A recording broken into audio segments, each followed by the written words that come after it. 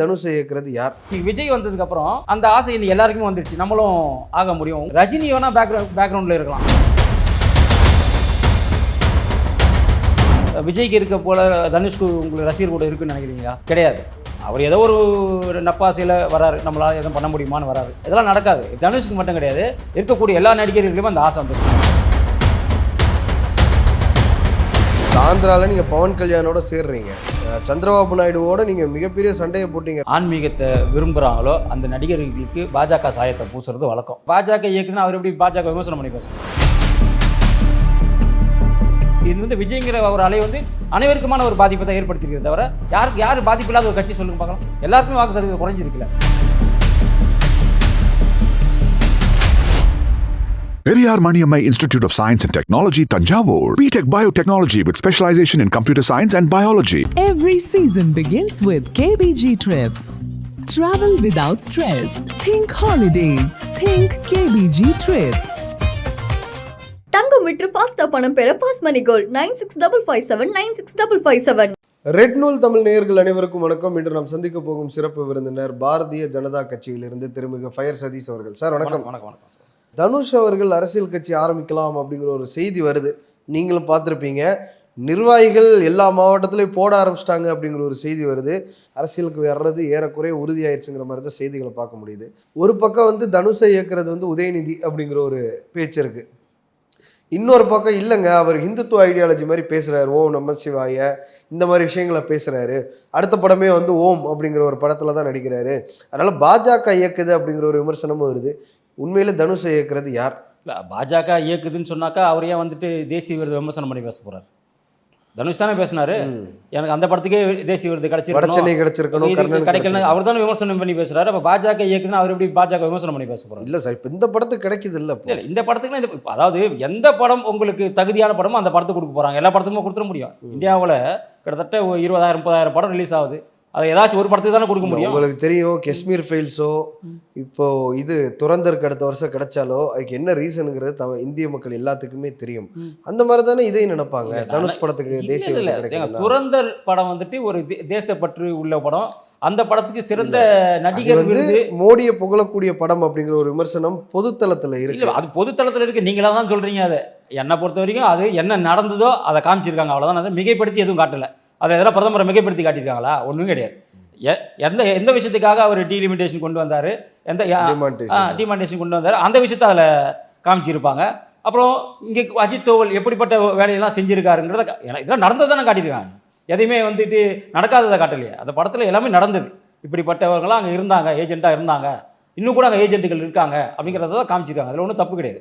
தனுஷை பொறுத்த வரைக்கும் பார்த்தீங்கன்னாக்கா இன்னைக்கு தனுஷுக்கு மட்டும் கிடையாது, இருக்கக்கூடிய எல்லா நடிகர்களுமே அந்த ஆசை வந்துருச்சு. நடுவில் தனுஷுக்கு முன்னாடி ராகவா லாரன்ஸ் வரலையா, நான் இடைத்தேர்தலில் நிற்க போகிறேன் அப்படின்னு சொல்லிட்டு கடைசியில் என்ன ஆச்சு ஏதாச்சு தெரியல, என்னாச்சுன்னு அப்படியே பேக் அடிச்சுட்டாரு. அப்போ எல்லாருக்குமே இன்னைக்கு விஜய் வந்ததுக்கப்புறம் அந்த ஆசை இன்னைக்கு எல்லாருக்குமே வந்துருச்சு, நம்மளும் ஆக முடியும். உங்களுக்கு தெரியும், எனக்கு தெரிஞ்சு ரஜினி வேணா பேக்ரவுண்டில் இருக்கலாம். யாருக்கு? தனுஷ்க்கு. அவரால் முடியல.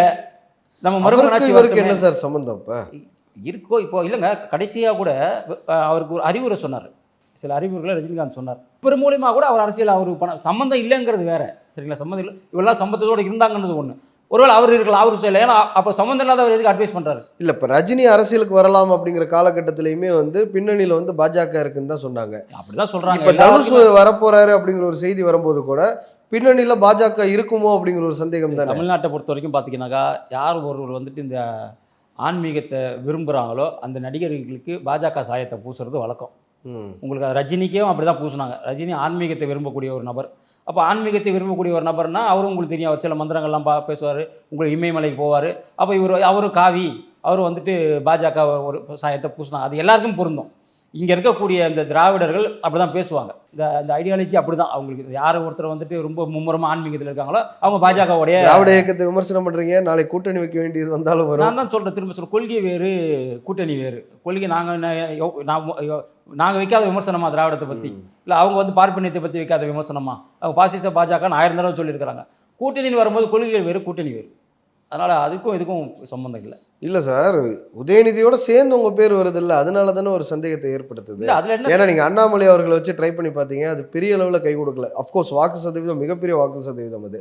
கிட்டத்தட்ட நீங்களும் அதிமுகவும் சேர்ந்து நின்றிருந்தா கிட்டத்தட்ட ஒரு 20 தொகுதிகளை நீங்க ஜெயிச்சிருந்திருக்கலாம். ஆமாம். அந்த மாதிரி விஷயங்கள். அவர் போறாரு, அப்ப அடுத்த இடத்துல இளைஞர்களை ஈர்க்கிறதுக்கு ஒருத்தர் கரிஷ்மேட்டிக்கா ஒருத்தர் தேவைப்படுறாரு. இப்போ உங்க பேரும் வருது, உதயநிதி அவர்கள் பேரும் வருது. யாருங்கிறது மக்களுக்கு தெரியணும்ல. இல்லை இப்போது பிஜேபியை பொறுத்த வரைக்கும் தனிப்பட்ட துதிப்பாடல் என்பது கிடையாதுங்க. நாளைக்கு நரேந்திர மோடி போயிட்டா கூட நரேந்திர மோடி போயிட்டாரேங்கிறதுக்காக இங்கேருந்து யாரும் போயிட போகிறது இல்லை. இல்ல சார், நரேந்திர மோடி மாதிரி ஒரு கரிஷ்மேட்டிக் லீடர் இருக்கும்போது தான் இல்லை அவர் கரிஸ்மேட்டிக் மன்மோகன் லீடரை சிங்கோட ஆட்சியை யார் வீழ்த்த வீழ்த்த முடிஞ்சுது. கரிஸ்மேட்டிக் லீடராக யார் உருவாக்குனா? பிஜேபி தான் உருவாக்குச்சு. சரிங்களா? அந்த மாதிரி தமிழகத்தில் ஒரு ஒரு ஒரு ஒரு இப்போ அண்ணாமலை யார் உருவாக்குனா? ம். பிஜேபி தானே கொண்டு வந்தது. ம். எங்கேருந்தோ அண்ணாமலை அதே மாதிரி 100 அண்ணாமலைகள் வருவார்கள், 100 மோடிகள் வருவாங்க. அதுக்காக நாங்கள் வந்துட்டு ஒருத்தரை நாங்கள் வேற எங்கேருந்து ஒருத்தர் வந்துட்டு இன்னொரு கட்சியிலேருந்து நாங்கள் கூட்டு வந்து அவரை இது பண்ணணும்னு எங்களுக்கு அவசியம் கிடையாது. இல்ல சார், ஆந்திரால நீங்க பவன் கல்யாணோட சேர்றீங்க. சந்திரபாபு நாயுடுவோட நீங்க மிகப்பெரிய சண்டையை போட்டீங்க 2019 எலெக்ஷன். நாங்கள் போடல, அவர் போட்டார். சரி, அவர் ரெண்டு பேரும் கட்டமைப்பை பரஸ்பரம் உருவாக்குனார். அப்போ வந்து ஒரு மோதல் போக்க கையாண்டீங்க. அப்போ உங்களுக்கு ஒரு இணைப்பு பாலமா இருந்தவர் வந்து இதே மாதிரி ஹிந்துத்துவா பேசக்கூடிய பவன் கல்யாண். ஒருவேளை அதே மாதிரி இங்கேயும் ஒரு கார்டு எடுக்கிறீங்களா? ஹிந்துத்துவா கார்டை பேசுறதுக்காக ஒரு பிரபலமான முகத்தை எடுக்கிறீங்களாங்கிறது தானே கேள்வியா இருக்கு. இல்லை அது இல்லை, நாங்களே பேசுவோமுங்க. நாங்கள் எதுங்க ஒரு பிரபலத்தை எடுக்கணும்? இப்போ தனுஷ்க்கு விஜய்க்கு இருக்க போல தனுஷ்க்கு உங்களுக்கு ரசிகர் கூட இருக்குன்னு நினைக்கிறீங்களா? ம். கிடையாது. ம். அஜித் இருக்கிற மாதிரி இவருக்கு இருக்கா? ம். கிடையாது. அவர் ஏதோ ஒரு நப்பாசையில் வராரு, நம்மளால் எதுவும் பண்ண முடியுமான்னு வராரு. இதெல்லாம் நடக்காது. இப்போ நாங்களாம் மண்குதிரை மேலெல்லாம் சவாரி பண்ணுற ஆள் பிஜேபி கிடையாது. இப்போ விஜய் அவர்கள் கட்சி தொடங்கினதுக்கு அப்புறம் வந்து பாஜகவிற்கு ஓட்டு சதவீதங்கிறது வெகுவாக குறைஞ்சிருக்கு. கன்னியாகுமரி மாவட்டத்தில் நீங்கள் 3வது இடத்துக்கு போயிட்டீங்க பல தொகுதிகள். அதையும் நம்மளால் பார்க்க முடியுது. முதல் இடத்துல வந்து திமுக காங்கிரஸ் கூட்டணி இருக்குது, 2வது இடத்துல வந்து தாவேக்கா இருக்குது, 3வது இடத்திற்கு நீங்கள் தள்ளப்பட்டிருக்கீங்க ஒரு ஹிந்துத்துவா பேசக்கூடிய ஒரு மாவட்டத்திலேயே.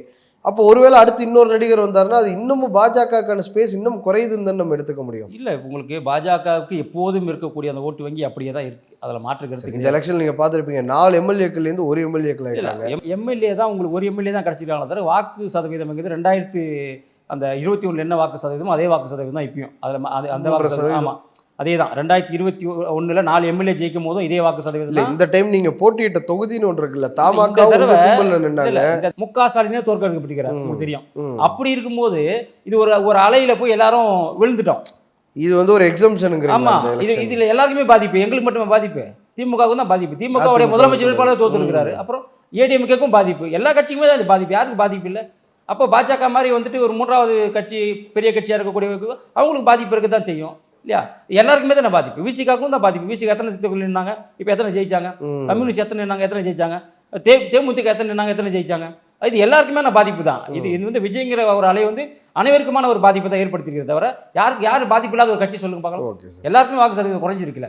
2029 இன்னொரு விஷயத்த சொல்றாங்க, மோடி அவர்கள் பிஎம் கேண்டிடேட்டா இருப்பாரா அப்படிங்கிற ஒரு கேள்வி எழுப்புறாங்க. நீங்க எப்படி பாக்குறீங்க? இல்லை, இந்த கட்சியை பொறுத்த வரைக்கும் கட்சிக்கு ஒரு பயிலா இருக்கு. 75 வயசு வரைக்கும் அவர் பிரைம் மினிஸ்டராக இருக்கலாம், மினிஸ்டராக இருக்கலாம், என்ன வேணா இருக்கலாம் அப்படின்னு. அதே போல் கட்சியில் 3 வருஷத்துக்கு தான் தலைவருங்கிற பொறுப்பு. அதுக்கப்புறம் ஒரு தடவை செகண்ட் 75 கிராஸ் பண்ணிட்டார்ல மோடி. அதுதான் இப்போது இவருக்கு ஒரு எக்ஸம்ஷன் கொடுத்துருக்கலாம். மேபி கட்சி ஒரு வாய்ப்பு திரும்பவும் கொடுத்துருக்கலாம். மேபி அந்த டிரான்சிஷன் வந்து அடுத்த எலெக்ஷன் ஜெயிச்சதுக்கு அப்புறம் கூட பார்த்துக்கலாம் அப்படின்னு கூட இருக்கும். அதனால் நம்மளோட கட்சியை பொறுத்த வரைக்கும் யாரும் நிரந்தர தலைவர் கிடையாது, யாரும் நிரந்தர பிரதமர் கிடையாது. எப்போ வேணாலும் எது வேணாலும் மாறும். உங்களுக்கு நம்ம வாஜ்பாய் நம்ம யார் நினைச்சோம்? அத்வானி வருவார்னு நினைச்சோம். திடீர்னு நரேந்திர மோடி வரலையா? நடிகர்லேயே நம்ம ரஜினி வருவார் நினைச்சோம், விஜய் வந்து ஆட்சி. அது மாதிரி தான். அதனால இது நம்ம பிஜேபியை பொறுத்த வரைக்கும் இது வந்துட்டு மக்களுக்கான கட்சி. யார் வேணாலும் எப்போ வேணாலும் மேலே வரலாம். 2029 உங்களுக்கு எந்த அளவுக்கு சவாலாக இருக்கும்னு நினைக்கிறீங்க? ஏன்னா 2024 வந்து கிட்டத்தட்ட உங்களை நெருங்கி வந்துட்டாங்க. ஒரு ஆந்திராலையும் ஒடிசாவும் கர்நாடகா இந்த 3 மாநிலங்கள் உங்களை கைவிட்டுருந்தீங்கன்னா மோடி அவர்கள் 240 சீட்டோட சுருங்கியிருப்பார் போல. இந்த 3 மாநிலங்கள் தான் வந்து கரை சேர்த்து விட்டது பாஜகவை. 2029 எப்படி இருக்கும்னு நீங்கள் நினைக்கிறீங்க? 2029 கட்டாயமாக 300க்கும் மேற்பட்ட. ஏன்னா 2024 இந்த வரைக்கும் பார்த்தீங்கன்னாக்கா நிறைய திட்டங்கள் மக்களுக்கு கொடுத்துருக்குறாங்க. நிறைய அதை சொல்ல முடியாத அளவுக்கு நிறைய. இன்றைக்கி இவ்வளோ பெரிய பொருளாதார நெருக்கடி அனைத்து நாடுகளில் இருக்கும். பக்கத்தில் இருக்கிற பாகிஸ்தானில் உங்களுக்கு பெட்ரோலுக்கு பிரச்சனை, 20% வரி ஏற்றிட்டாங்கன்னா, ஆனால் நம்ம 66 லட்சம் கோடி அந்நிய செலாவணி கையில் வச்சிருக்கிறோம். ரொம்ப நன்றி சார், இவ்வளவு நேரங்களுக்காக நேரம் தந்து நேர்காணல் நன்றி. கொடுத்ததற்கு. Periyar Maniammai Institute of Science and Technology, Tanjavur. BTech Biotechnology with specialization in computer science and biology. Every season begins with KBG Trips. Travel without stress. Think holidays. Think KBG Trips. தங்கம் விற்று ஃபாஸ்டா பணம் பெற fast மணி gold 9655799557.